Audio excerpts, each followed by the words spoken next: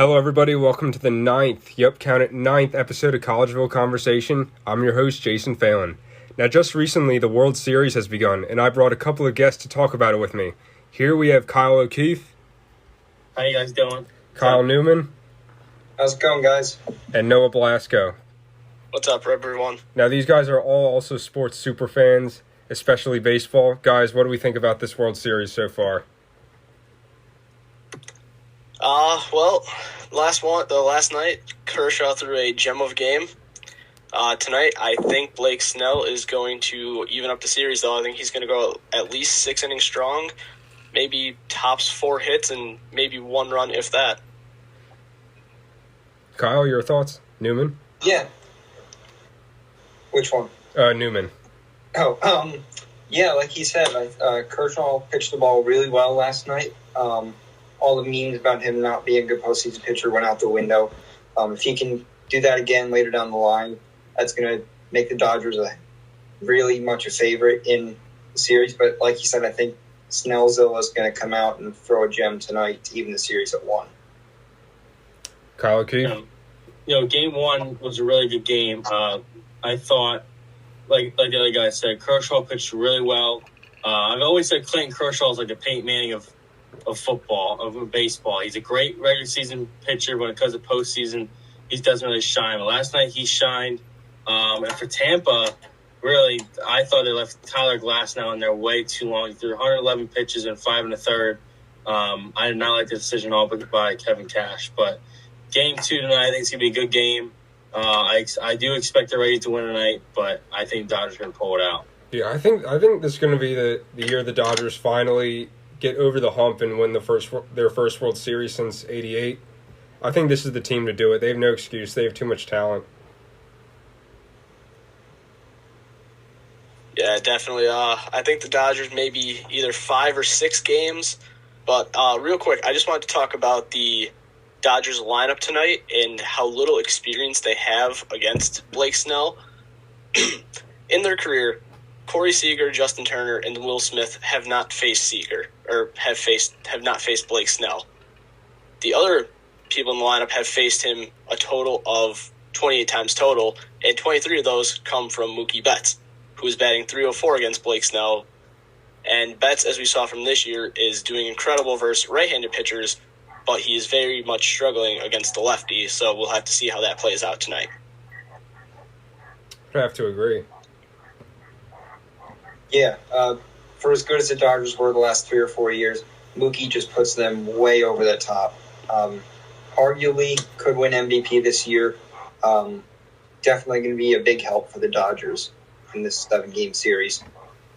Yeah, I think Noah outlined that the Dodgers don't have much very experience facing Blake Snell, really. And as a whole, when talking about Tampa Bay, they really don't have a lot of postseason really experienced baseball besides many of the guys, their first postseason appearance is this year. So you have to really give the Tampa Bay roster as a whole props, how far they made it this far with very little experience. And I think, Noah said it, it's going to be it's a different beast when you face Blake Snell with these Dodgers that they're going to have to hit up against. I made a prediction. I agree. I made a prediction at the beginning of the season that I was thinking Kevin Cash would win Manager of the Year, or definitely at least be a contender for it. I knew I had the Rays going far in the postseason, but I honestly didn't have them going to the World Series because I, as well as many people, thought maybe the Yankees would, based off their acquisition of Garrett Cole and the fact that he fills a hole in their starting pitching, and just once again they couldn't do it. Yeah, everybody thought that with the addition of Garrett Cole, he was going to come out firing like the same Astros pitcher he was last year. Obviously, you didn't see that in the postseason. But I think the Rays definitely take tonight. I want to say tonight they're going to win probably 5-2. That's what I'm going with for tonight. 5-2. Yeah, I would think around there. You guys have thoughts? Yeah. Hey, Kyle. Sorry, go ahead, Newman. You're good. I'm going to say Rays win 4-2 or 4-3. I'll say 4-3. Who are the Dodgers pitching? Aren't they pitching an opener? Goslin. Yeah, Goslin. Okay, so probably, I think it's going to be a close game. I think maybe 6-4. 6-4 game, probably. 6-3 Tampa. Blake Snell probably going to pitch 6 innings, like Noah said, and then they're going to go to their A-plus bullpen. Snell has to come up big tonight. This is obviously any game in the World Series is a must-win game, but they can't fall 2-0 to this Dodgers team. Yeah, obviously, if Bellinger gets hot tonight, then who knows where the series is going to go after homering in his past 2 games. Very big home runs, by the way. It's going to be hard for the Rays to catch up if the Dodgers do, in fact, go up 2-0 tonight.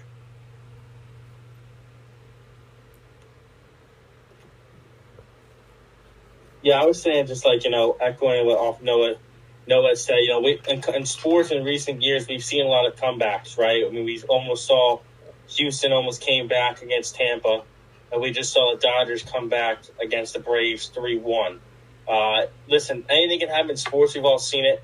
But being down 2-0 is definitely different, especially in postseason baseball like this Dodgers team has. They have a lot of experience, right? And if you're down 2-0 to this Dodgers team, and if you get Clayton Kershaw, the same Clayton Kershaw he's been, you better watch out. Because you got to figure Kershaw, if he pitches tonight, he's probably either going to pitch either game 4 or 5, depending on how the series goes. But yeah, I think Tampa, it's a must-win tonight for them. They really haven't really been down in this postseason down at all 2-0 to anybody. So that's going to be a whole different territory of water for them if they are down 2-0 to the Dodgers. Because the Dodgers, they know that this is their best chance to win the World Series, and they got to try and capitalize on it now.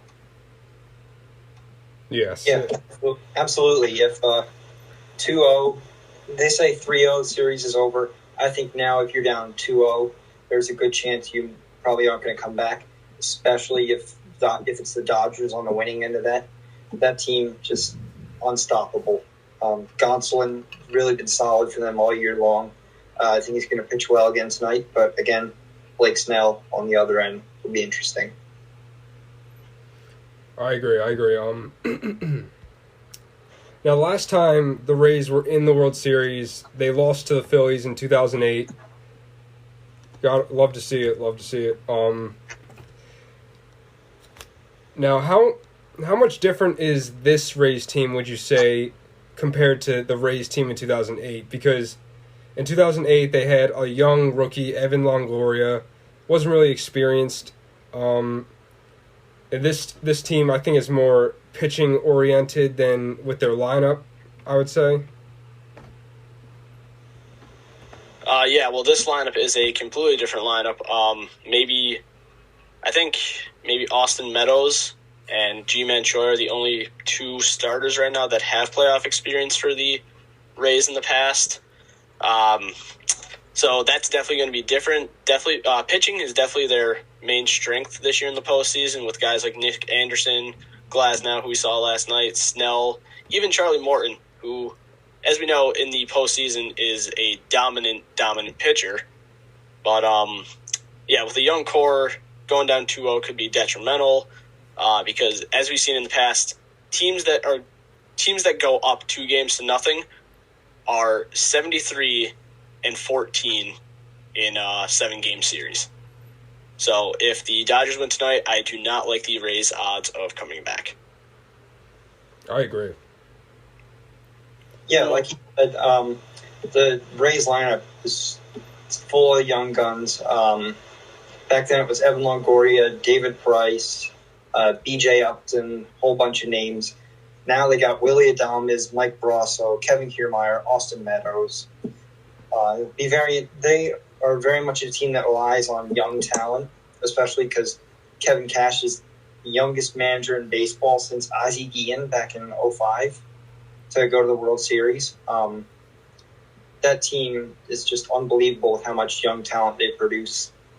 This year, I think they're going to be scary. I think there's more. I think in 2008 there was more star. I think 2008 they had more star power. I think Tampa right now they have a lot of good solid B plus, players, when you look back at 2008 roster, like the other guys said, they had Evan Longoria. Yes, he was still young, but he was a solid A prospect back then. You had David Price, who was he was David Price. You've already said that was his prime. Then you had, B.J. Upton also was in his prime. James Shields was in his prime. So these guys, this team 2008, these guys were already in their prime. A lot of people didn't really expect Tampa to be in the World Series this year. A lot of people thought it'd be my New York Yankees, like Jason said in the beginning of the podcast. So I think this team's just younger, and I think we all thought this team was 1 year. We all thought the Rays maybe next year would be in the World Series. But again, this is a young team that's hungry and that they're excited to win. That's the big difference, I think, between the 2018 and 2020 team for Tampa.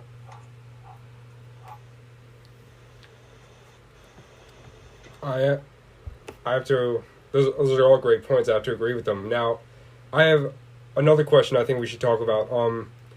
Where would a ring for Clayton Kershaw place him on the all-time pitchers list? You would have to think he would be a top 20 pitcher of all time if he's not already. He's already up there in top 20. Would you say top 15? Would you say top 10? He's probably top 15, top 10 right now. But what would a ring do for his legacy? If he was, I have him probably at like number, just roughly thinking in my head, probably 12. Roughly, I think in my head right now. I think he is. I think if he gets a ring, I think he's probably up there in top 10. Listen, he's probably the best pitcher we've seen in probably all of our lifetimes. Probably, I think he's the best pitcher we've seen in my lifetime. I think. Listen, he's a great pitcher. I think he's one of the best pitchers of all time. The numbers show, at least in the regular season, yes, he's had his bloopers in the postseason, but as I just said, right, he's a great player, great pitcher. I think he's probably top 10 if he gets at least one ring. 3-time Cy Young Award winner. Just imagine if the Dodgers didn't choke in the last 2 World Series.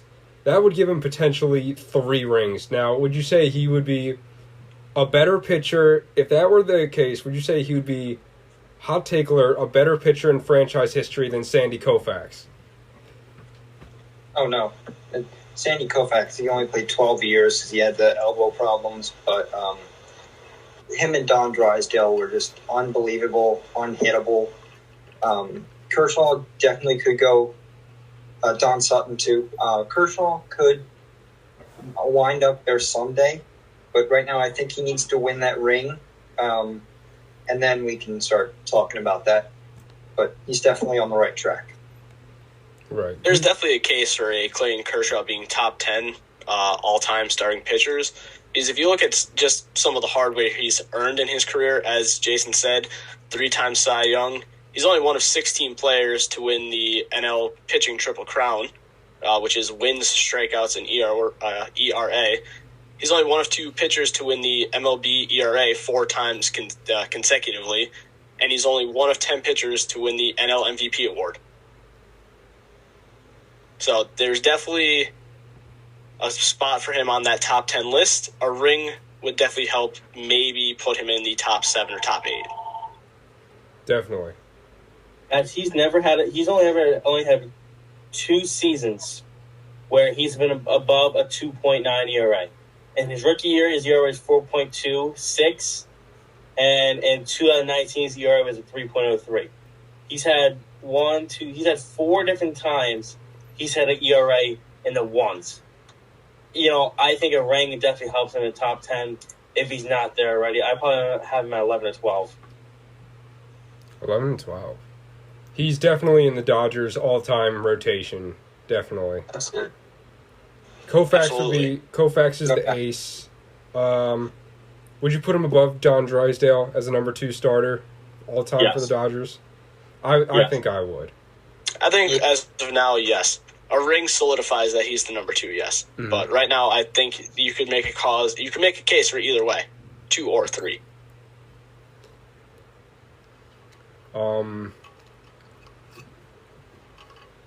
Now, do we have any more thoughts about the World Series or the season overall? It was definitely a really interesting year with what's been happening in the last 6-7 months.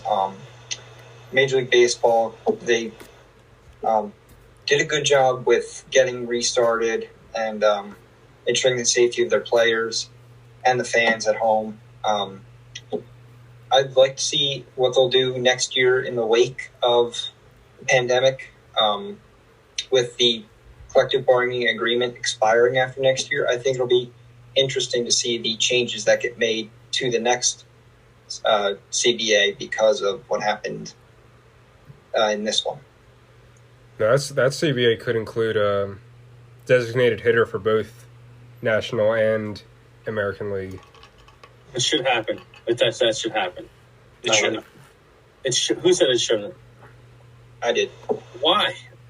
I don't know. Pitchers, yeah, they're paid to pitch, but I mean, part of baseball is you got to hit too. Plus, if you leave it just the American League, it provides that distinction where if you play in an American League park, the National League team has to adjust, and if you play in a National League park, the American League team has to adjust their lineup. Let me ask you this. Ryan Howard's right now in his prime with the Phillies, okay? Rhys Hoskins is going to start first. Would you rather see Aaron Nola hit, or would you rather see Ryan Howard hit? Oh, I mean, there's no comparison. Absolutely. That is a comparison, though. You have to – I'd rather see a hitter hit than a pitcher.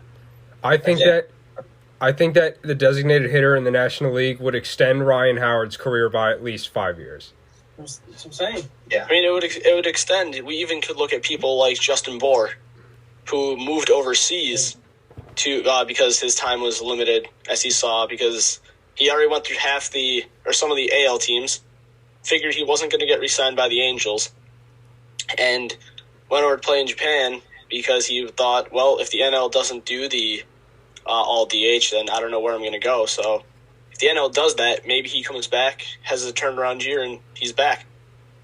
Speaking of overseas, did you guys know that Ichiro nearly played 30 years of professional baseball? Like, his professional career was almost 30 years. That's insane. Unbelievable.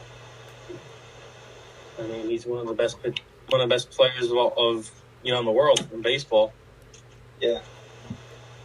So who do you guys have as the NL MVP right now? There's definitely some there's definitely some choices out there. I think right now mine is Freddy Freeman.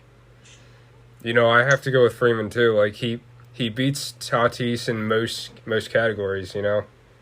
Tatis he's got batting average on him, doesn't he? Last time I checked. I think so. I think he's batting average. I think that's it, though. I think everything else is pretty close. No, Freeman's got him in batting average. Freeman's batting .341. He's the third highest in the league. Behind Soto and DJ LeMahieu. Or DJ LeMahieu first and then Juan Soto. So, yeah, it's pretty close. Freddie Freeman's got to be the guy. I would go with him. I think Freddie Freeman Tatis Jr., but I think Freeman should get it. I think Tatis Jr. is going to get it just because he's more marketable. But, yeah, I think it should go to Freeman. Tatis Jr. is like... Sorry, Kyle, were you about to say something? No. Yeah, real quick, I was going to say, my heart wants to say Tatis, but I think the fact that the Padres left a little bit on the table near the end of the season means Freeman's going to get it. Mm-hmm. I was about to say, I think Tatis is like the Luka Doncic of the MLB. Yeah, it's a good comparison. New talent, very good. I think the only reason they could give it to Tatis is the home run tally, because he did beat Freeman in that category. But in hits and average, Freeman has Tatis beat. So it will be interesting to see how they vote. And then I think out of the AL, I think Shane Bieber wins both Cy Young and AL MVP. He's definitely got Cy Young locked up. Absolutely. Now, who do we think wins National League Rookie of the Year? Because there wasn't really one standout guy like there had been in years past. There was a bunch that could easily make a case. I have a list right here of all my predictions before the season. My awards predictions were, before the season, AL MVP, I thought Trout was going to win it again. NL, I had Acuna Jr. Cy Young for the AL, I thought Garrett Cole was going to win. For the NL, I thought DeGrom was going to take it. And for rookie of the year, I thought for the AL, Wander Franco. And for the NL, Mackenzie Gore. I was wrong. I mean, those are good. That's a good preseason. Yeah, Pre-season before picks prediction. Yeah. Well, one of my picks that I missed horribly on was I thought Joe Girardi was going to win NL Manager of the Year. At the beginning of the season, it wasn't a bad shout. It wasn't, but AL Rookie of the Year.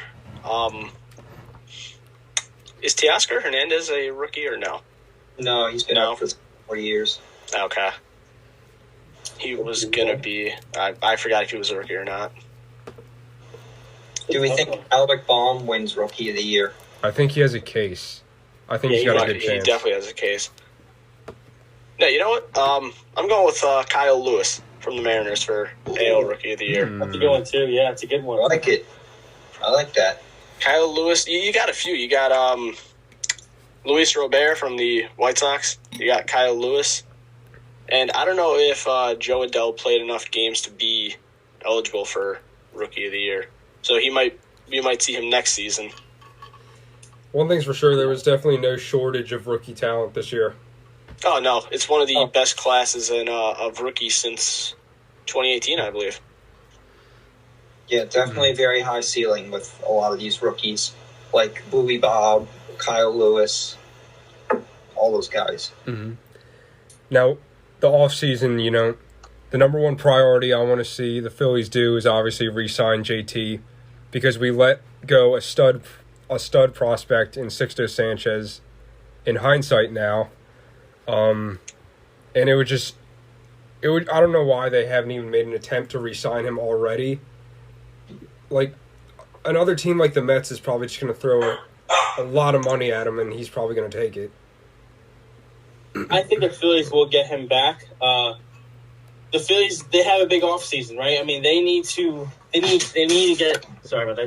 JT re-signed. You got to re-sign Didi Gregorius. You got to get those two things done. You got to find some bullpen arms for that bullpen, and you got to find some starting pitching, because the pitching was just horrendous this year for the Phillies. Jake Arrieta was awful. He was just a name. Really, only pitcher they had was really Aaron Noah, and everyone else would just come in and just blow the games for the Phillies. So they got to do those. If they can do those three things, find more pitching, sign Didi Gregorius and JT Realmuto, the Phillies can be right up there, back in the top of the NL, trying to go fight again for a World Series. Man, I'm so happy that Jake Arrieta is an unrestricted free agent. I hope we just let him walk. Yeah, I can't see them bringing him back. He is just he's a joke. He's a joke. We really past his prime. Yeah, we thought we were getting Cy Young Jake Arrieta. Yeah, no. Well, how was he now? He's what, 34? He's getting older. Yeah. 34, 35? Around there. In that range. I did forget, Brendan McKay also made a case for Rookie of the Year in the AL, too. Yeah. Yeah, that's a good one.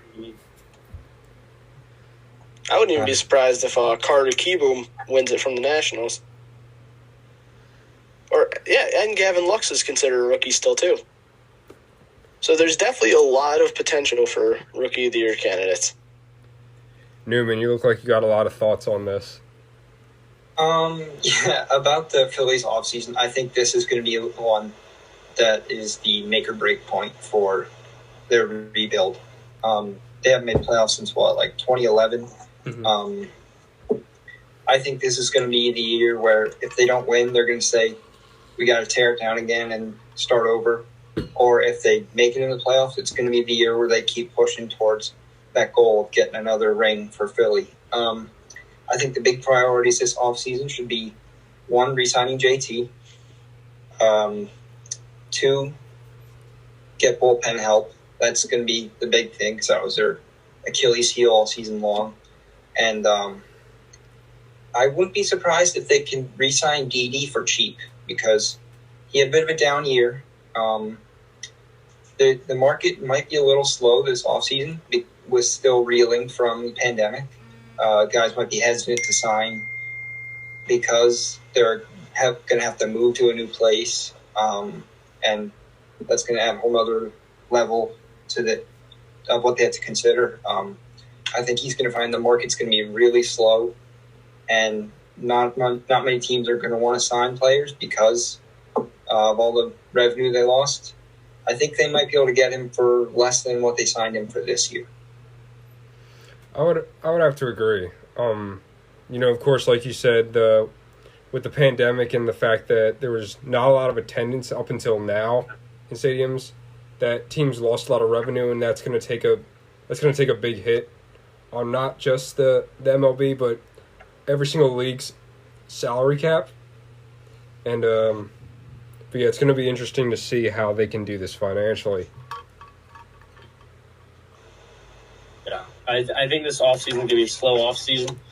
I think a lot of teams are not going to sign many big star players just because of how much revenue these teams lost, and Major League Baseball lost as a whole due to the pandemic of not getting the ticket sales money. I think I saw somewhere, I think maybe that's you, Jason, I think you shared on social media on LinkedIn that for there was a stretch of time was the sports industry losing $93,000 per minute. So, I think this is going to be a slow off season. I feel bad for any free agent going into free agency right now, but it's going to be a slow off season for sure. I appreciate you referencing my article, Kyle. You're welcome. Of course, anything for you. Anything for you. I think one of the biggest teams to get hit by the free agent market is the Mets. Mets are losing upwards to 10 to 15 players, while the Phillies have to work out maybe 8 deals, unless, well, obviously the big two, like you guys said, were Didi and Real Muto. While there's Brandon Workman, who knows if they're going to sign him back, Jose Alvarez. But the Mets are losing Patanzas, who is a player option, Cespedes, Robinson Chirinos, and just some other big names there. Stroman, who knows where Stroman's going to end up? He had a bit of a down year. Who knows what's going to happen with Marcus Stroman? I wouldn't mind him in Philly. Take him on a prove-it deal. Yeah. Yeah, that could be a nice little site for him to be. He can't be worse than anything they had now this past year. I could also see them making a run at Sean Doolittle, too, if the Nationals do not sign him back. That wouldn't be bad for them. There are definitely some good relievers on the market for the Phillies. Yeah, there's no excuse for them to not at least go out and get a few. I was going to say one, but no, they need a few. They need a whole bullpen.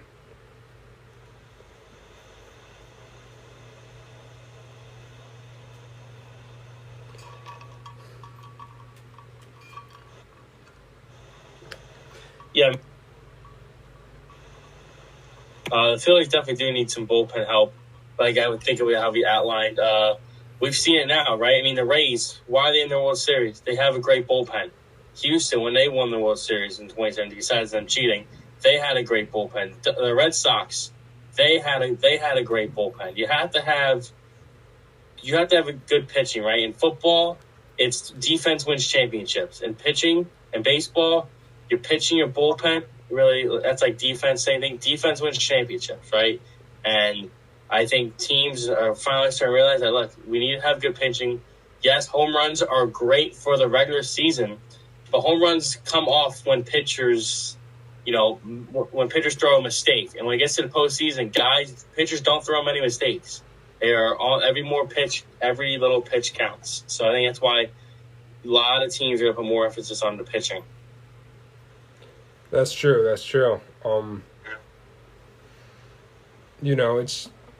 There's a lot of teams throughout history that had great lineups, but it's just they didn't have the pitching to get the job done. Yeah, they didn't have the pitching. The pitching is, you gotta have good pitching. You need, I think, just especially with this, every era of baseball has been different, right? We talked about Sandy Koufax earlier, right? When he would just go out there and pitch 120 pitches a day, then pitch 3 days later. Now we're seeing these pitchers only throw, like Kershaw, only threw 78 pitches because of the analytics. So pitching is becoming more of a need in baseball, kind of like how football, wide receivers are now becoming more of a need. having good explosive plays in baseball, you have to have you gotta have a good bullpen. Otherwise, you're not going to make it. That's right. I want to get your guys' opinion on something. Your top 5 shortstops in the major leagues right now, who would it be? Right now? Right now. Because I have a point to this if you guys do not have this one person in there right now. Man, right now, I would say Correa's got it. I would say Correa's probably in that list. Reluctantly. I would say Corey Seager's probably in that list. I would say Lindor, Trevor Story, and Fernando Tatis Jr. That would probably be my top 5 people. Those 5. Is that in like any order or? That's just any order. I would have to really think hard about an order, but I definitely think that's the top 5. I'm a big Trevor. I know Noah's a big Trevor Story guy. I like Trevor Story's game a lot. I like his game too. Yeah. Yeah, well, which brings up my point. Where do you think Anderson Simmons is now a free agent? Where could you see as a potential signing spot for him? He's got a cannon. He's great on the field. He's a highlight a game. He's probably the best defensive shortstop, if not, he's top 3 defensive shortstops in the game right now. Mm-hmm. Yeah, he just his batch is not as good. But he definitely has a great glove. Where can I see him going? Yeah. Because if the Phillies do not sign Didi back, I could see the Phillies making a push for Simmons and bringing him to the East Coast. Yeah. I could see that.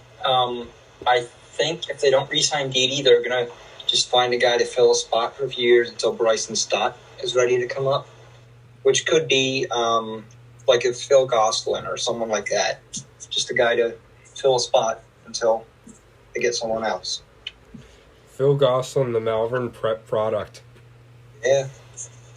I think teams need shortstop. I think the Brewers, they need a shortstop. Probably. I think it's one team is a possibility that can use somebody. I'm trying to think. Maybe the Marlins. I don't know if Marlins have a shortstop a lot. I figured they did, but I think the Brewers need one. I think he's definitely going to have a market though. I think Philly could be another possibility too if they don't sign back Didi. But I think that Didi's going to be cheaper. I think. It all depends on the price that Didi wants per year, though. Yeah, that's true. Maybe another team needs a shortstop. I know, like some of the bad teams, they need shortstops. I mean, the Pirates, they need a shortstop. The Orioles, they need a shortstop. The Orioles, Jose Iglesias is a free agent also this year. Yeah. So if they don't decide to go with him, Simmons could be going there too. Yeah. It is definitely going to be one of the most interesting off seasons we've ever seen in the major leagues. I agree. Do you think Didi's going to want more or less to come back to the Phillies? He's more. Definitely. He's going to want more. He had a pretty good year this year, I think.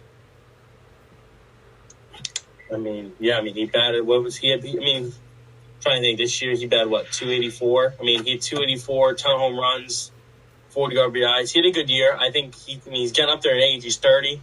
He's slowly getting out of his prime. He made $12 million this year? Was it right? I think so, around there. Yeah, so he's gonna want more. He's gonna want more money than $12 million. I think. Is he gonna get it? I'm not really sure. I don't think so. Also, Harper and Real Muto, they both had really hot starts to the year. They would have easily been all-stars if there was an all-star game this year. I think Harper has been living up to his contract a little bit. Like he's putting up the on pace 30 home run, 100 RBI seasons. Plus he does hustle on the base paths. He's basically giving you everything you could ask for from him. I wouldn't be surprised if, like we said, if the NL does adopt the DH, he could be the Phillies DH in the future. Or you could even see him ending up at first base at some point as he gets older. Just as his legs start to wear down. Would need to work on the glove a little bit to play first base, but I see no reason he couldn't become that kind of guy. Yeah, probably like the 7 or 8 year mark of his contract. I could see that's when they might start moving him around. As long as his swing is still the swing that he has and it doesn't switch up. Because obviously, if, God forbid, there's an injury that happens, like Ryan Howard, where he is no longer able to like use his lower body, that could change how they play him as a whole. I agree.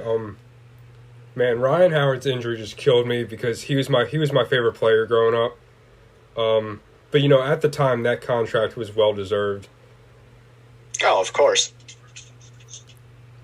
But I tell you, Ryan Howard could have been a Hall of Famer.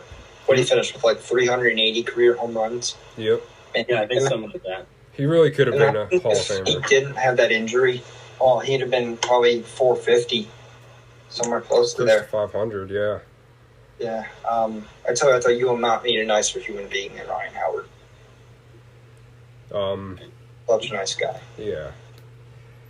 I think it's going to be interesting what the Phillies do when Bryson Stott comes up, like how they structure things with the field. Like Kyle, you said, if there was an NLDH, Bryce Harper would likely be it for the Phillies. Or like you said, he could play first base, but I could see them playing Bohm at first base too, like they have before. Well, I think Bryce Harper's probably more towards lean to the DH. I'll tell you right now, I think the DH is going to probably either happen in the 2021 season or the 2022 season across all the major leagues.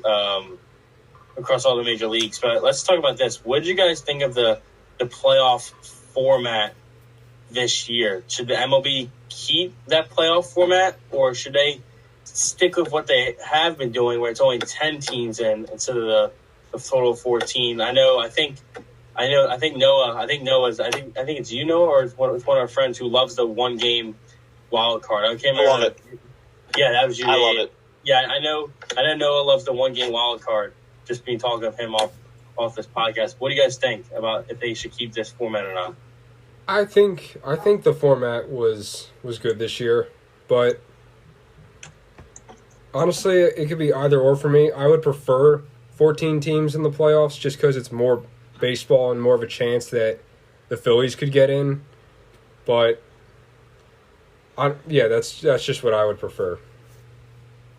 I think it was good for this year being with the loss of revenue. Playoffs are big money. And this year was the year to mess around with pretty much anything and everything, just to see what works, what doesn't, because it was a weird season.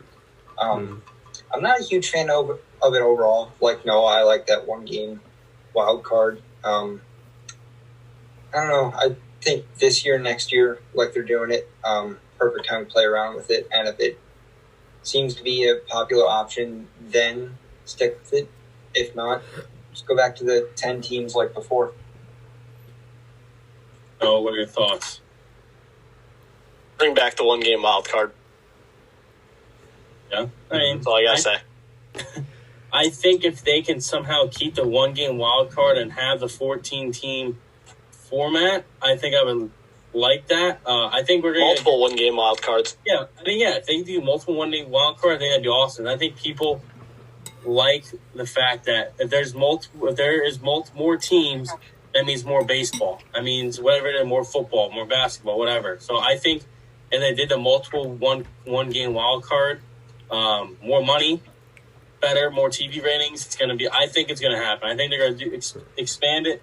It all just matters that if they're going to do the one game playoff, because a lot of people say baseball should not come down to one game. That's the flip side of the argument for the one game playoff. No, it should come down to one game because that's when you have to play your absolute best. Well, no, I agree. No room for mistakes. I agree. I agree 100%. No, I'm just saying the flip side of why people would disagree is because they say, "Oh, we play a marathon; it should come down to one game." But I 100% agree with you. What was it? 2014 when I believe it was the Athletics and was it the Royals or the Angels where we had that insane comeback in the late innings. Mm-hmm. Like with a 3-game series, you don't get that excitement because you have to go out there the next night and play another game. That's Exhibit A of why the one game wild card is just so good, because when like you said, Noah, when you have one game, then you have to lay it all out there. Yeah, look at it this way. Last year, Nationals, 1-game wild card. They win it. If it's a series, who knows if they even go on, win another game in that series. The Brewers win, we get Astros as repeat champions. Yeah. If 1-game format, it all came down to that eighth inning. Like, you don't get that excitement with a series unless it goes 7 games. Then it does come down to that one game. But the 1-game wild card was the best thing for baseball in the postseason. I agree, 100%. I agree. That's another reason why football, that's because football's only 16 weeks. That one game, it's that deciding factor. So I definitely 100% agree. Yeah, you got to play your best. No mistakes. Could you imagine if the Super Bowl was like a best-of-7 series? Oh, my God, that'd be ridiculous. That would be ridiculous. Like, you can't start the same quarterback. You have to have, like, 4 different quarterbacks. You have to have 5 quarterbacks. Play it 7 days in a row. Like, who's going to want to watch 7 days? Well, maybe people will watch 7 days worth of I would. balls. But by game 4, if it's like 3-0 and you know that everybody's tired, it's not going to matter. Yeah. Might as well put the bench guys in, the practice squad. Honestly. Put Trace McSorley out there. Oh, my gosh, the famous guy. But anyway, I do want to bring up the Hall of Fame ballot for next year. Okay. So next year will be Schilling and Clemens and Bonds' 9th year on the ballot along with Sosa. Any chance that one of those 4 guys get in next year? You see, it's an interesting case. Bonds' voting has gone up every single year he's on the ballot. He got really close last year. Schilling, he's been kind of held out for his political beliefs, but he was a great pitcher. He was a great pitcher in his day. But honestly, I can't see any of them getting inducted in at the end of the day. What's Bonds' percentage at now? I know it's going up. What is he at? 60.7. 60.8. He needs, 75, right? Yeah, 75. Yep. And you only get 10 chances. I don't think this is his 9th out of 10 chance. Maybe next year he'll get it, but I don't know if they'll put him in. I don't know if they saw the rumor. Earlier this year, there was a little rumor going around that Bleacher Report, other sources were saying that the Giants would sign him for a 1-year contract, have him play, because what that does, it then reinstates his additional 10 years that he can get in. So if the Giants did that, that would be pretty interesting. Mm-hmm. I think Bonds will get in, though. I think Bonds will eventually get in because you do have people out there, like someone on this call, thinks he's one of the greatest players of all time, one of the best. He's one of the best hitters of all time. He's one of the greatest hitters of all time. Kyle Newman. So let's think of this. Is Barry Bonds the greatest hitter of all time? One of them, yes. Top 3. We'll start with Newman because we already don't know his answer. Kyle, your thoughts? I think pre-steroid Barry Bonds was one of the best all-around offensive players of all time. However, again, pre-steroid means while taking steroids. Like, there was a time where he wasn't and then he was. So, for me, I think it kind of taints the whole thing. Obviously, you've got to have talent to hit as many home runs as he did. I just think he did it dishonestly, and that kind of puts a sour taste in my mouth for him. I could definitely see where you get that from, but my biggest point right now and why I believe he's one of the best hitters of all time, 75% of the league was on steroids at the time when Barry Bonds was playing. He was better than everybody beforehand, just not as many home runs. He still had the average, the hits, he had everything. Then when he started taking them and being way better than everybody else, that's when we saw the records getting broken. And that record will stand for the longest of time. I don't know if anybody else is going to break it. I thought Pujols was going to break it. He slowed down hard. He really did. A-Rod could have broke it if he had a couple more years in him. Because he's at, 697 now? Something right? like Yeah. I would have... if I was A-Rod, I wouldn't have retired until I got at least 700. Like, why would you stop at 696? The Yankees forced him. Yeah, they released him, but he signed with the Marlins for 5 days. Yeah. But he also took steroids, too. Yes, but he's like Barry Bonds, he's still one of the greatest players ever. Still one of the best hitters of all time because he was so much better than everybody else at the time who was doing it. Even pre-steroids, Bonds and A-Rod were still amazing. I think the greatest hitter of all time is Pete Rose, personally. But, again, Bonds is one of those. Bonds, Rose, and A-Rod are one of those guys that I think can hit in any era and still be as great as they were, even back in the dead ball era. Here's my take on the steroid era and the Hall of Fame. You just can't act like it didn't happen. Like, right, of course. It did happen. There was a point where it did happen. But, like, and it was also the time where baseball was at its most exciting because of that. Exactly. Like, are you just going to act like those players never played? We wouldn't have got the home run race. Right. We wouldn't have got one of the best 30. It's a 30 for 30, right? It definitely Long ball is. summer. Long ball summer. Yeah, we would not have gotten one of the best 30 for 30s of all time if that didn't happen. Stadiums were filling out weeks in advance because Mark McGwire was coming to town, or Sammy Sosa was coming to town. And what did these guys do that people love? They hit the home runs, right? They hit long home runs. Not just home runs. They killed the ball. And that is part of the reason why in Major League Baseball, Newman, I know you don't like it, but that's one of the reasons why they're going to bring back the universal DH. Because people love offense. They want to see the dingers. They want to see the home run. The ladies love the long ball. What's that? The ladies love the long ball. Chicks dig the long ball. That's Chicks right. dig the long ball. People want to see the long ball. But look at it this way. Pre-Sammy Sosa, if you go to Wrigley Field, there were no seats out on the buildings in left field. Yeah. Sammy Sosa comes to town. People are putting lawn chairs up there before they actually built the bleachers. Sammy Sosa comes to town, and then people are getting more seats. Like, people were catching home runs out there. And if you look at the MLB's viewership and ratings by year, you saw in 1998, that's when the home run race happened. Every game McGwire and Sosa played in, it was at least 20 million viewers per game in the regular season. Yeah, look at the ticket revenues from when they were both playing against each other. Like, look at games from Wrigley when the Athletics were in town, or it was the Cardinals at that time for McGwire, right? Right. Yeah. Cardinals. Look at when the Cardinals and Cubs played each other in Wrigley and then in St. Louis. The numbers, phenomenal. Even, why do you think so many people bought kayaks out in San Francisco during Barry Bonds' career? McCovey Cove. Exactly.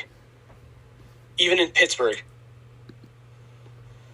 Because when he came to town, people were out on the river waiting for a ball to get as a souvenir. It's waterlogged. Who cares? It was hit by Barry Bonds. Yeah, and the steroid era, for what baseball went through 4 or 5 years before the home run race with the 94-95 strike, the home run race was the best thing to happen to baseball. Brought it back, pretty much saved the game because of what had happened. Then when it came out, I think it just put baseball right back in that spot where they were, where the fans weren't happy with the league for a while. And then as the new kids came around, as they would say, started coming back. Speaking of Barry Bonds, I just saw this on Instagram scrolling through. Today was the 2002 World Series where Bonds hit that ball that still never landed against the Diamondbacks. I don't know if you guys remember talking about that. Oh, yeah. Mm-hmm. That ball was absolutely hammered. The ball said that they don't know if it landed yet. No, it's probably flying over my house right now. Yeah, probably. Yeah, but I was scrolling through. That happened 18 years ago today. That ball might be a satellite by how high and how far he hit that. Yeah, he crushed that. One more thing. So we got a lot of interesting names on the ballot next year for the first year on the ballot. We do. Out of these four, who do you think has the best chance to make it? Mark Buehler? Mark Burley, you mean? Burley, yeah, not Buehler. Wow. Burley, Torrey Hunter, Shane Victorino, or Grady Sizemore. I think those are four of the most interesting names I see on this list right now. I think Torrey Hunter has the best chance out of those four, but Mark Burley's perfect game puts him up there. But I would take Torrey out of those four. Okay. I don't think any of them would be first ballot, but I agree with Jason. I definitely think Torrey Hunter and Mark Verlander are going to be in. I'm not sure about Shane Victorino. I forget the other name you said. Grady Sizemore. Yeah, I don't know if they're both going to get in. Also, Kyle Newman, your boy's on the ballot next year. Who's that? Aaron Harang. Aaron Harang. Aaron Harang. So is Dan Ugla. Aaron Harang's a big dude in person. Bro, There are a lot of interesting names on the ballot for next year. For first ballot. CJ Wilson's on the ballot. CJ Wilson, Skip Schumacher is on the ballot. The associate manager of the Padres, Skip Schumacher. Nick Swisher. AJ Burnett. I don't even know if he's going to get in. He's not getting in. There's I no don't way. think he's get in, but Hunter probably should get in, but I don't think he does. Not first ballot. Maybe like fourth or fifth. I don't know. Even that, I don't think he gets in at all. He's just He was decent in his career. Like, he does have some of hardware to his name. Gloves, 300, 400 home runs. I don't know. I just think he got really overlooked by a lot of players, especially that he was at the end of the steroid era. And next year it's what's his face? Next year it's Jimmy Rollins is going to be is eligible for the Hall of Fame. I think Jimmy Rollins gets in with this class. No, yeah. You know what? Rollins is going to do what Jeter did not and get in unanimously. Yeah, okay. Yeah. Rollins is a better shortstop than Derek Jeter. Let's get into this. I will debate that till the day I die. That Jimmy Rollins is a better shortstop than Derek Jeter. Yeah, in some ways, yes. Other ways, no. But the way I look at it, the biggest thing I have is that if you put Jimmy Rollins on the Yankees and put Derek Jeter on the Phillies, Rollins is a first ballot Hall of Famer 7 out of 7 days of the week. It's the name of the Yankees in the period that they went through when Jeter was on the team, all the World Series that they won when he was there. If you put Rollins on that team with the World Series, with all the plays and everything, Rollins is a first ballot Hall of Famer and Jeter's not. Basically, if you do anything memorable with the Yankees, you'll be remembered forever in baseball lore. Jimmy Rollins has the one thing Derek Jeter doesn't. That's an MVP trophy. Yeah, and you know what, Jeter? All right. Jimmy Rollins has a ring. Here comes the bias. Let's hear the Yankees bias. All right, so let me just say this, okay? Okay, yeah, go ahead. The man's got 5 World Series. The man's got 5 Gold Gloves. The man's got the World Series MVP. Let's go with that. The man has a 5-time Silver Slugger. Oh, by the way, and he has a better average than Jimmy Rollins, and it's not even close. No, I know it's not close. But look, I'm just saying, if you were to put Jimmy Rollins on the Yankees, what did they play? Like, Jimmy Rollins played what, 1 year longer than Jeter, 2 years if that? Jimmy Rollins played 15 seasons and Jeter played 20. Yeah, okay, Jimmy Rollins. Jeter retired what? How many years before? He retired 14. 14. Rollins retired in 16. I'm sorry. Okay. Rollins played 17 years. Jeter's played 20. Yeah, Jimmy Rollins started his career in 2000. He retired in 2016. Yeah, so let's just say during that time, flip the roles basically. Jeter goes to the Phillies and Rollins goes to the Yankees. If they accomplish the exact same stats they have right now, but Rollins has 5 rings on his fingers, Rollins is first ballot, Jeter maybe first ballot. But you don't know if Rollins is going to would help them win 5 championships. Derek is one of the most clutch players ever to touch the planet Earth. Yeah, he is, but Rollins had the defensive plays. So did Jeter. Jeter had the jump throw. Okay, it's one play. All right. Yeah, I will say he did not need to be there for the flip. Giambi would have been out. That ball would have got there. If anything, he slowed it up by grabbing it over here and throwing it around his body. He slowed that ball up. You're lucky you only have 4 minutes left. Okay, you're lucky you only have 4 minutes on this podcast. No, that ball was going to get there. Giambi was out. No, I can extend it. Let me tell you something. No matter what, this man is wrong. He's biased. He's a Rockies fan. He calls himself a Yankee fan too, but really, he just doesn't like the Yankees, okay? He's just a Rocky fan. No, I do enjoy watching Yankees baseball. I feel that so let's flip it exactly. So Rollins has the exact same stats he has now, and Jeter has the exact same stats he has now. Yeah. But Jeter gets 1 ring, and Rollins gets 5. Nothing changes. Nobody other stats change, except Rollins has 5 rings, Jeter has 1. Do you consider Rollins first ballot? Yes, he's the first. Jimmy Rollins is the first ballot no matter what. No, I'm just saying they're if Rollins, they should both be first ballot. They both will be first ballots. I do not see Jimmy Rollins not getting in. I think Jimmy Rollins is going to get in first ballot. If he doesn't, it's a sham. But Jimmy Rollins has nothing on you defensively, maybe, and speed. Jeter was the better hitter, the better teammate. He was more clutch. MVP. Jeter has one in the World Series. Jimmy Rollins has he has a 2020 season. And then I want to compare 2006 seasons too. Jimmy Rollins hit 25 home runs, 83 RBIs. He did not make the All-Star game. Jeter hit 14 home runs, 97 RBIs. He made the All-Star game. It's a sham. The Yankees name carries a lot of weight. It was fan voting back in that day. Like, I know, like, but, like, still, that's, like, I think fan voting's a sham. From New York. Oh, yeah. Derek Jeter's on the ballot, vote him in. Yeah, Jimmy Rollins should get in. But it just I just dropped the stats on you. Jeter has better numbers. Well, I can argue all the numbers all day, and I'd still win the argument. In 2006, Jimmy Rollins was robbed of an All-Star game. Who was the shortstop that made the roster in 2006 for the All-Stars from the NL? You would have to think it's Nomar Garcia-Parra. That would be my guess. Was he in the AL at that time? No, he was on LA. So the total for call, if I had to guess. I'm gonna have to fact check myself. At that point? Might have come up in 07, so my guess would have been for call then. Still, that is a shame that Rollins did not get in. And you have to think, that is the time where voting occurred in the stadium. I can't pronounce his last name. But Jimmy Rollins, the shortstops were Jose Reyes. Okay, Jose Reyes was still good at that time. And then Edgar, I can't pronounce his last name, Renteria. Edgar Renteria? Edgar Renteria. Yeah. So I mean, and the starting shortstops in the AL were Jeter, Miguel Tejada, and Michael Young. Okay. So I mean, I will say at that time, were you guys old enough to go to the games and remember how the All-Star voting worked back then? Yeah. Oh yeah, absolutely. How you had to get the sheet and punch out the holes for who you wanted to vote in and then drop the ballot in. Yep. I love that format.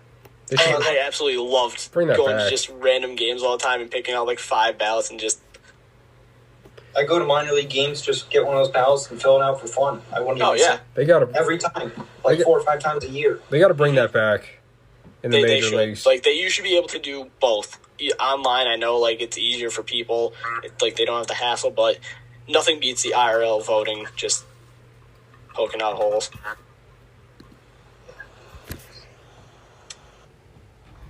And now, a word from our sponsors. If you haven't heard about Anchor, it's the easiest way to make a podcast. Let me explain. It's free. There's creation tools that allow you to record and edit your podcast right from your phone or computer. Anchor will distribute your podcast for you, so it can be heard on Spotify, Apple Podcasts, and many more. You can make money from your podcast with no minimum listenership. It's everything you need to make a podcast in one place. Download the free Anchor app or go to anchor.fm to get started. Yeah, so let's just say that happened. Or even back then, we would have to look at the populations to see how many people from New York just voted for Jeter because they knew his name. They actually looked at the stats from the first half of the season that year. They would realize that Rollins was a better option. The Phillies were so disrespected in All-Star games back then. Oh my God, it was unreal. Ryan Howard should have been in every year, but the fact that he had Albert Pujols in front of him every year is also a factor. Pujols was a Cardinal. I think the only one who didn't get robbed all the time was Utley. Because who was the second baseman in the league at that time? I know Utley was one of the top, from 06. It was Dan Uggla. Oh my God, of course it was. He was on the Marlins. Yeah, I remember Dan Uggla was a Marlin. But yeah, it's going to be a shame. I think Utley's a first ballot Hall of Famer. I think he's a Hall of Famer. Yeah. Should be, but I don't think he does get in. Depending on who's the class that he's in with. Well, he retired. He retired in 2018. Yeah, so he's got a couple more years to 4 go. years from now. The 2020. Listen, I mean, the guy he had 259 home runs, batted 275, on base was 358. Is he gonna get in? Probably not first ballot. He'll probably get in maybe second or third. That whole group will probably get in. If that, not the whole group. Jimmy Rollins will get in. First ballot. Ryan Howard will probably not get in. Shane Victorino probably will not get in. Carlos Ruiz? Probably No. not get in. He's a Phillies Wall of Famer, though, at best. Yeah. All those guys are Phillies Hall of Famers. They're just not actual, and they're not MLB Hall of Famers. Right. I think Jimmy Rollins is definitely going to get in. I think Utley will be like second or third ballot. But I think for Howard, honestly, the class would have to be really bad for him to get in. He might have to wait till like 6 or 7, depending on who he's with. That's right. I mean, who? Next first baseman, I think who goes first ballot is probably Big Papi. For sure. And he might go unanimous. I don't know. It might be a hot take that he might go unanimous, but No, he's not going unanimous. I don't think so. Because you're going to vote no for him? No, you're going to be an analyst at that time, and you're going to be the one Yankees fan who votes no for him? He's also connected to steroids. People have always assumed that he was on steroids. Assumed, never proven. Listen, he will not get unanimous. I think the only next player to get unanimous will be Mike Trout. Will be the next player to get unanimous. We're going to wait that long for somebody else to get unanimous? Ichiro will be unanimous. Ichiro or Pujols. Player gets Pujols was connected to steroids too. Pujols won't. Again, not Pujols is borderline. Yeah, Pujols is borderline. That we're having this conversation. Borderline. Pujols will. He got 675 home runs. Not borderline Hall of Fame. Borderline steroid proven. I was about to say Pujols hits 600 home runs and has 3,000 hits. Yeah, he's first ballot automatically. But the problem is, the fact that we're even having this conversation about who's unanimous, the guys, this should have been said way back in the day. Roof should have been unanimous. Koufax should have been unanimous. Whitey Ford should have been unanimous. Griffey Jr. should have been unanimous. Griffey Jr. should have been unanimous. All these guys. Mariano Rivera should not have been unanimous. I get it. He was a good closer. Do I think he was the best closer of all time? No. You don't think he was the greatest closer of all time? No. Who do you think's the greatest closer of all time? He's just saying this. You have to be. He's up there. You have to be just saying this. You have to be just saying this. You have to go back like... No, he's just saying this. There's no way you have to. Do not tell me that Lee Smith is the greatest closer of all time. Stop. Yeah, more men have... No, Jason, Kyle, do not fall in this trap. He's just saying this just to get under my skin. No, I will say, Mariano Rivera was the best closer of all time. I just don't think he should have been unanimous. I don't see it. More number 42 of pride. Okay, all right. I want to hear Kyle's point, and then I have to make a point real quick. Go ahead, Kyle. More men have walked on the surface of the moon than scored off Mo Rivera in the postseason. And then my response to that is that Larry Fitzgerald has more tackles than drop passes in his career, and he's not going to be unanimous. That doesn't matter in the NFL. Having more tackles than drop passes in his whole career? As a wide receiver, too. As a wide receiver, too, who's played, 17, 18 years now? And he's still at the top of his game. It's the NFL Hall of Fame. It's just either you're in or you're not in. That's what it is in the NFL. There's no voting percentage thinking kebobber. So he should be. If they did have a procedure like that, he'd be Hall of Fame. He would be. 100% Larry Fitzgerald would be. I think if they had a procedure like that, then they would probably waive the waiting period for Brady. That's what I think. Yeah. But I think, Larry Fitzgerald would definitely be unanimous to me. See, unanimous. Griffey should have been the first one unanimous. That's what I would say. Wrong. The first one was Dave Ruth or Ty Cobb. Okay, but in recent days, they should have. Yes, Griffey should have been honored. Yes, maybe. What did Mike Piazza finish with? Did he finish with 90 at least too? No, because I know he took 3 or 4 years to get in. Yeah, it took him a little bit. Modern era. These players should have got unanimous. Piazza, Griffey, Ripken, Jeter, Mariano. Those four. What was that, Noah? That's a dog? probably his dogs. those 4 guys probably should have got in unanimous. I'm sure I'm missing somebody else, and Trout and Ichiro. Those 6 are guys who I think in modern era should be unanimous, 100%. Piazza. Of course, you name half the people you name are Yankees. Piazza got 4th ballot with 82% of the vote. Okay, yeah. That's pretty low for him. That was low for him at the time, like he was the future of New York. Oh, hold on.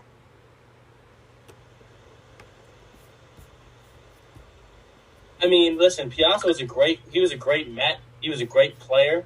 But yeah, I think that, it's any Hall of Fame, it's hard to get into. The fact that we're having this conversation, I think all 4 of us probably agree that the MLB Hall of Fame is probably the hardest one to get into. No doubt. I would say. No, it is. It definitely is. But they're all hard to get into. But I'd say MLB is probably the hardest to get in. Easiest is the Basketball Hall of Fame. Basketball Hall of Fame, you win a ring, you're in. Basically, yeah. All you need to do is win a Finals MVP, basically. And your team's in, basically, so you're in, yeah. Mm-hmm. I mean, you know who's in? Stockton. Stockton is in the Hall of Fame. You're right. Yeah. He's a good player. Stockton was probably a top 5 player. He was not a top 5 player. I mean, Shaq was the most dominant player of all time. I don't care. That's true, but he wasn't, to me, he's not the greatest player. Jason. What's up? Wasn't it supposed to be a baseball? I'll bring it back to baseball. Okay, what else do we want to touch on with baseball? So next year is Billy Wagner's 6th year on the ballot. You think he gets in next year? Based off who's on the ballot now, he could. I mean, right now, there's some big names on there, but like Scott Rowland's on the ballot, Omar Vizquel's on the ballot, Sheffield, Todd Helton, Manny Ramirez. How long? 8 years now? This is 8 years now for Scott Rowland? Scott Rowland is the 4th. 4. Yeah. Jeff Kent's is the 8th. Gary Sheffield's on 7. Sheffield's on 7 with 30%. I think maybe he might be 10th ballot. Todd Helton, I'm surprised he's not voted in yet. Well, that's just because of the class this year was going to be tough. And the fact that he played in Colorado, I guess. Yeah, people love to hate on Colorado for that's the only reason that Arenado didn't win the MVP in 2018. And that it took Larry Walker 10 tries to get in the Hall of Fame. Yeah, I loved watching Larry Walker. Oh my God, that guy could hit a baseball. However, Bobby Abreu is still there. Rockies teams could have been so much better if they'd just gotten better pitching. Oh, yeah. Oh, my God, I know. Those teams in the 2000s, they just needed pitching. Yeah. I mean, that was our big concern in the 07 World Series when we got swept. We didn't have pitching. And who was on the Red Sox at the time? Schilling? Who else were the starters there at the time? Was Pedro on that team? I think so. Pedro was on the Mets at that time. Was he? I know Pedro was there in 04, right? When they reverse swept the Yankees. Yeah, that was his last year with the Red Sox. Yeah, I remember Pedro there. Bro, Pedro was so filthy in his prime. Oh, my God. Have you guys ever watched, there's a ESPN special about Pedro and, like, that playoffs, like, that series, or not that series, but, I have to find it again. It's a great, episode. I'll try to pull it up for you guys. But it's about Pedro and, like, pitching in that series and how, like, he said he wasn't losing that game when he came in. Definitely not. No.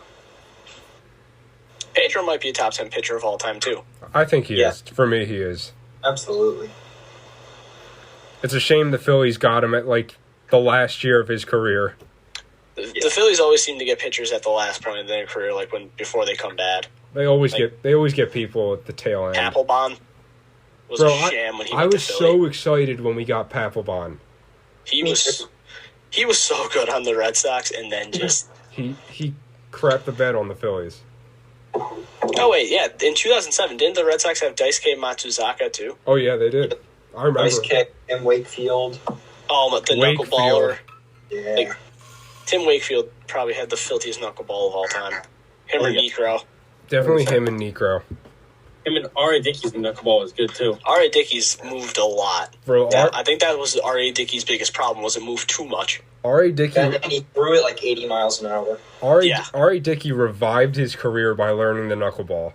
Like he was 30 for like 2 years. He was like 36 when he won the Cy Young Award. That is unreal. Just because he learned the knuckleball. He's got to be the oldest like age player to win a Cy Young, right? 36. Or wait, didn't Nolan Ryan win it when he was like? Nolan Ryan never won a Cy Young Award. He didn't. He never won one. That's impossible. No, he's never won one. That is a shame. He's pitched 7 career no-hitters, holds the record for strikeouts, but he never won a Cy Young Award. If we want to talk about, like, I don't know if I would put him at number 1 for most dominant pitcher of all time. Because, like, 7 career no-hitters with how fast he threw. And back then when there was, like, no, like, pitch limit, as they would call it nowadays. Like, he would just throw 130 pitches, then pitch 4 days later like it was nothing. Right. I saw a thing. Nolan Ryan once threw 18 innings in a game, got a no decision, and left with almost 300 pitches. Yeah. Like, how could your arm survive that? I would be done after, like, 70 pitches. I would be on, like 5 months rest after that. Oh, yeah. At least. I was done at, like, 70 pitches when I was, like, 14 throwing. That was my limit. Yo, I'm going to say this. Do you guys remember how filthy Jake Peavy was on the Padres? Oh my God. Like, first 3 years of his career, Jake Peavy was nasty. I'm reading these Cy Young winners. Jake Peavy, Brandon Webb. Yeah, Jake Peavy won, what was it, like 2007? 2007, yeah. And then Tim Lincecum won the next 2. Yep. Lincecum also was a filthy pitcher at that time. Nobody was able to figure him out because of how far back he came with the ball. Like, he almost touched the mound every time he threw. Bro, his windup everywhere. His windup cost him so many years of his career, though. Oh, yeah. Because he threw, like, with so much force, like, in the windup. Mm-hmm. Yeah. Yeah, PV won a Cy Young. There are some definitely weird Cy Young winners on there. There are some weird ones. Eric Gagne, 2003. Eric Gagne before he became a closer. Bro, he was a closer. He had 55 saves that year with a 1.20 ERA. That's unreal. 2-3 record though. Bro, he struck out 137 batters too. As a closer. You want to talk about nasty? His pitch mix net that year had to be filthy too. I'm pretty sure he had like a 12-6, a sinker, a curveball that was like 70 miles an hour, a four-seam, and I think a cutter or a slider. He had a nasty 5-pitch mix. He was one of those guys where when you played with him on like 2K, and has the controller where each direction is a pitch. Pitch, yeah. Just the whole circle was just so satisfying. Yeah. Exactly that. Bro, I'm going to say a name, and I hope you guys know who I'm talking about. Greatest baseball player ever is John Dowd. Oh, my God. MVP Baseball 2005. MVP Baseball 2005 is the greatest baseball video game of all time. Mm-hmm. I don't know. Backyard Baseball.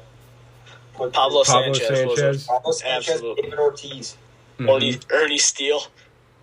Ernie Steele. Oh, there were some great names in Paul that Del Vecchio. Who's it? Petey Williams, was it? I'm looking some up. Something. I forget his name.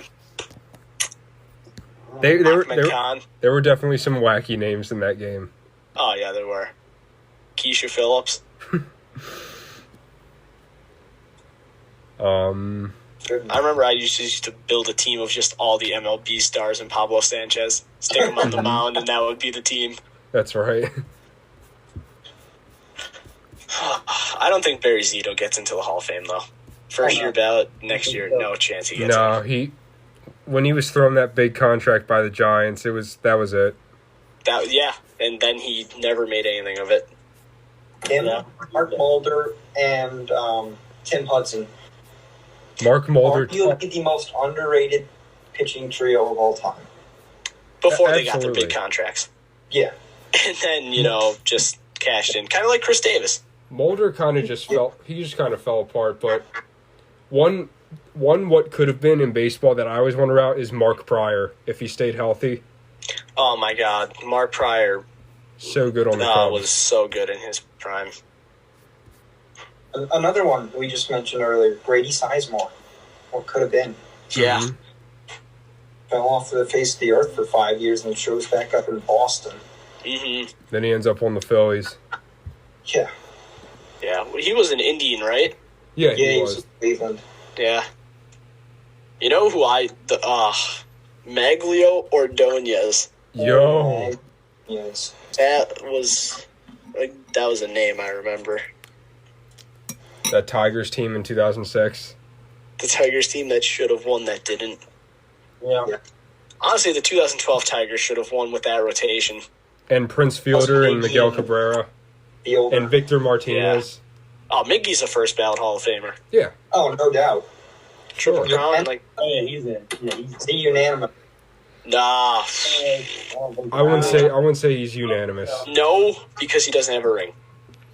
Yeah. That's the only downside I got about him.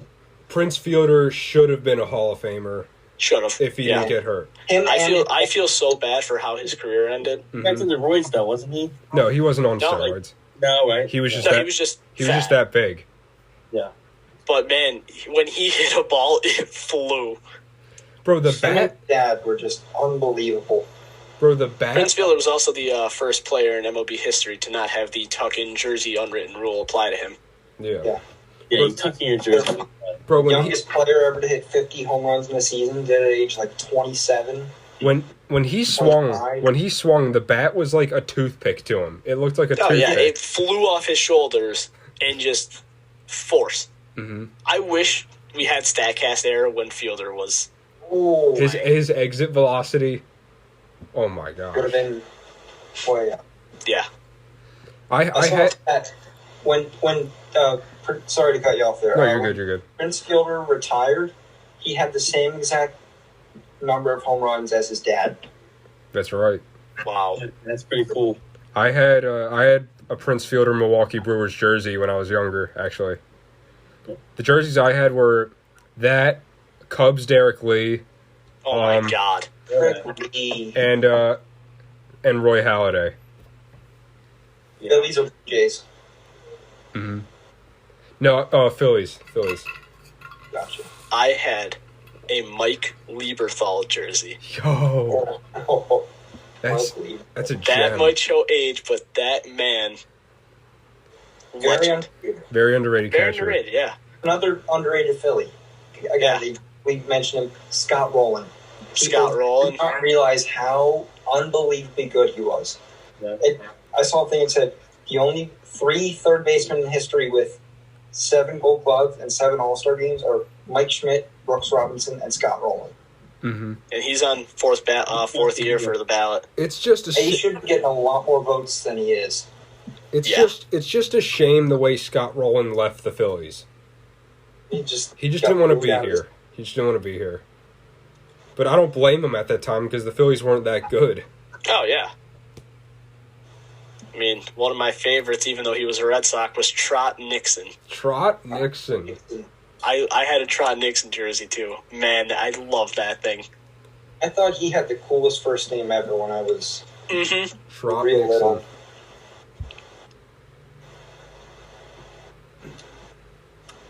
What about Kevin Millar when he was on the Red Sox? Man, From Intentional Talk.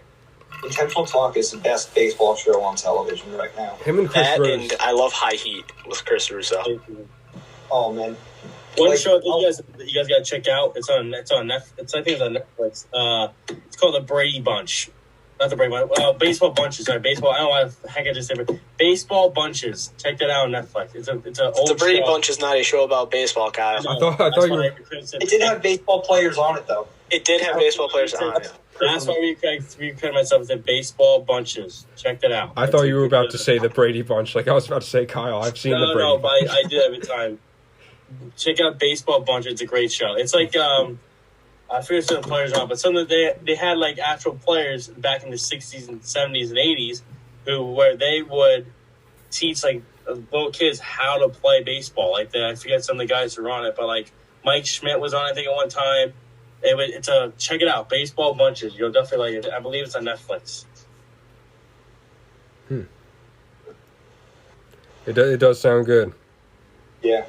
All right, I want to run past you guys a few, like I would call it fluke or potential.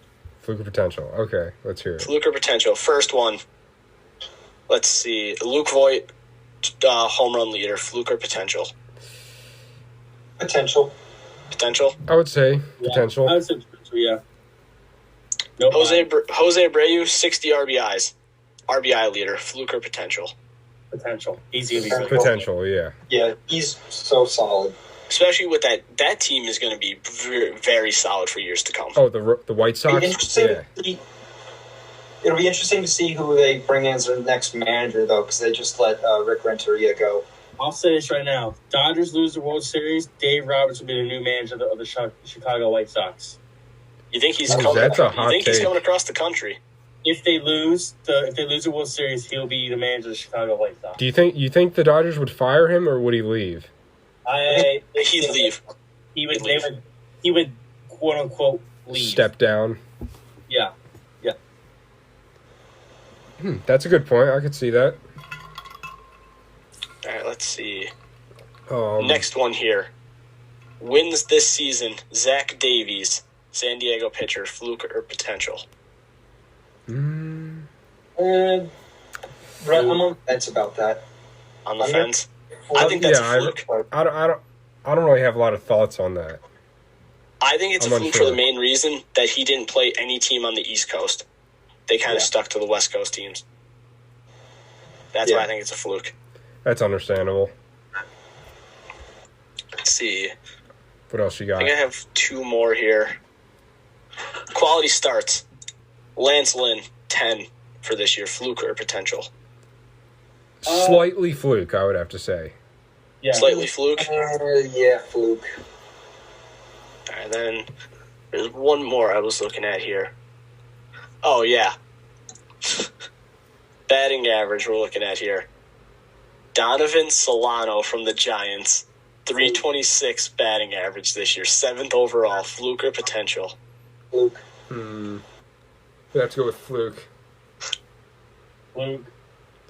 Do you think differently, Noah? I mean, he played 54 games this year. He only missed 6 games. He did go 62 for 190. Okay, all right. I can see your point. I'm on the fence about it, but let's see. In September alone, he was 26 for 80. Ooh. So We'll make what we want with that. 25 in September alone. He could have been. Yeah, he might be the shortstop of the Giants in the future. Who knows? Yeah. Yeah. If Brandon Crawford can't get back to what he was, I think it's going to be Donovan Solano. That's another name I could see the Phillies going after. Crawford. Yeah. I don't see. I can see that. Maybe. He's very high risk. He just gets hurt a lot. Mm-hmm. That's not what the Phillies need. My laptop's about to die. Plus, they have Gene Segura. Yeah, true. I agree. I don't know. Gene Segura is just a journeyman, Yeah. basically. You know who I was really happy to see have a up year this year? Who? Will Myers. Yeah. Yeah. I can agree with that. I'm so happy he just had a decent year. It made me happy. He's that guy that if he can't put together another season or two like that, you might find him out of baseball soon. He just hasn't lived up to the hype. He's really hanging. I remember when he was a hyped up prospect. Yeah. What was that, like 2012, 2013? Somewhere in that area, yeah. James Shields. James Shields. Big Game James. Another classic.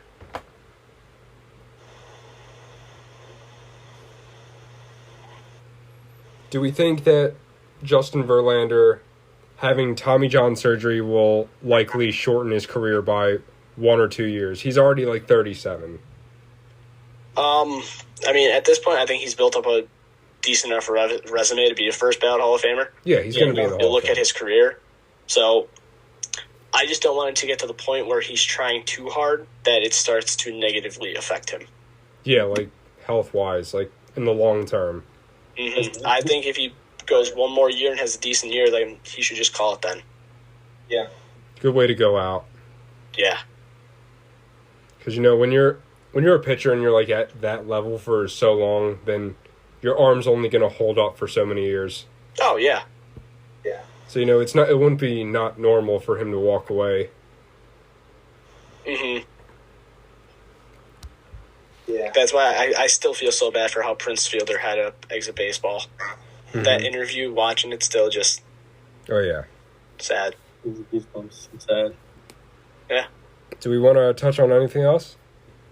I don't think so. I think we hit on mostly everything. We hit on a lot of stuff. Yeah, we did. A lot of stuff. We definitely made it clear that Rollins is better than Jeter. I can tell you that. Definitely. You're wrong. No, there's no argument that you have. The only argument you have is if you flip-flop, which is not a... The other one I have is that he won an MVP. Jeter has a World Series MVP and 5 rings. If you ask Jimmy Rollins, said, would you have 5 rings or MVP? He's going to say, I'd rather have 5 rings. And that's the exact reason why I bring up that if Rollins was a Yankee, he'd be better. But you don't know if Rollins would be. You just said it yourself that he would rather 5 rings. So flip them. He gets 5 rings. Jeter gets the MVP. First ballot Hall of Famer Rollins. Not every team has unlimited money and the best media capital in the world like the New York Yankees. The Phillies could have spent all the money in the world they wanted to. Either they have a cheap owner. Hey Kyle, how's your payroll going right now? The Yankees payroll? Yeah, it's one of the highest in Major League Baseball. You guys are paying Stanton and Judge. And are you guys in the World Series right now? No, they're not exactly. You're a Rockies fan. Yeah, we don't have the amount of money you guys do. We just have high altitude. We have baseballs that fly out of the stadium. We get people excited for home runs. The Yankees get people excited. That's why they're worth $5 billion. Right? You guys that's have why they're that not in the playoffs. That's why they're not in the World Series. The Yankees have that short porch in right field. Yes, they have that short porch. And guess what we've seen in baseball? We've seen what? When they go see it in stadiums, they get smaller. Global Life is now smaller. You know why? Because people like the home runs. Listen, you guys all know this sport management. It's all about the money, right? It's about the bid. People want to see home runs. Getting back to your point. So move every team to Colorado and have them play in Coors Field. Yeah, I would like to get more home runs. That'd be awesome to me. Yeah. Awesome. Jimmy Rollins is not better than Jeter. Your argument, all right, you're wrong. Your argument is invalid because you can't just switch it. Look at the numbers. No, if you do switch it, it's true. If you do switch it, it is actually true. It's all about situation. It's all about being on the Yankees at that point in time. You don't know how clutch Jimmy Rollins would have been in Jeter's spot. He would have been clutch. How do you know? You see, baseball isn't like that. It's not like basketball or football. It's baseball. Exactly. Everyone gets their turn. Take this guy off the team. It's not like the NBA where you say, I'm going to take LeBron off, and I'm not going to put KD in the same spot. Lakers not winning the title if KD is on the Lakers. But if you take out LeBron and win John Stockton and put John Stockton there, then he's 10-0 in the finals. LeBron's not. Stockton, he doesn't have finals. Because he played against Jordan. Yeah. LeBron never played against Jordan. You have Stockton at number 5 on your list. We'll talk about basketball another time. Yeah, we'll save basketball for another episode. LeBron never played against Jordan. And that's why Stockton has more credibility than LeBron. I'm leaving this call. I cannot. You lost your basketball knowledge talk card. You lost your baseball card. No, I did not lose my baseball one because you're just biased to Derek Jeter. All right, I know Kyle Newman has a meeting to get to. It's all good, man. But I think we should save basketball for another time. Definitely save basketball in my list of why Shaq's the best and why Stockton's better than LeBron. We'll have a whole nother episode about that. We'll have a whole... that's going to be a good one. I think Kyle and Noah should play against each other in one-on-one basketball, and then whoever wins... I destroyed Noah. You can ask him. We did a free throw contest sophomore year. He said he can make more free throws. He made 2 and I made 7. No, that's wrong because we only shot 5 free throws. First off, I made 4. You made 1, I think. You just said you made 7 out of 5. That's wrong. 4 out of 5 or 7 out of 10. One of those two. Either way, Noah, you're wrong. Let it go, Jason. Thank you for joining us on the podcast and exposing Noah even more on his just himself. I will stand by the statement that if Rollins was a Yankee, he'd be first ballot Hall of Famer with the same exact percentage as Jeter. We'll leave it there. Kyle I'm O'Keefe, gonna leave it there. Kyle O'Keefe, isn't there something you wanted to promote? No, I'm good. All right. I got him rattled. All right, well, guys, thank you so much for coming on. It's been fun. Yeah, thank you, Jason. Yeah, thank you, Jason. We'll definitely have to do this again. We'll definitely do another episode. This was a lot of fun. Yeah. We've been talking for nearly 2 hours. Oh, good stuff. Great stuff. All right, guys. All right, we're about an hour away from first pitch, so that's perfect. Yep. Awesome. Go Dodgers. Good. Honestly, yeah. I want to see them win. I want to see them win, but I think Blake Snell's got at least 6 strong. Maybe I'm saying he's going to strike out 11. Yeah, that's not a in good. 6 innings, he's going to strike out 11 because I know some of the lefties are going to struggle since they have not seen Blake Snell yet. That's a good guess. And who knows, Mookie Betts might struggle because with lefties, he hasn't been himself this year. But other than that, we'll see how the game goes. All right, an hour to pitch. So, thank you guys for coming on. No problem. Thank you for having us. Thank you, buddy. Talk to you guys soon. Yep. Have a good one.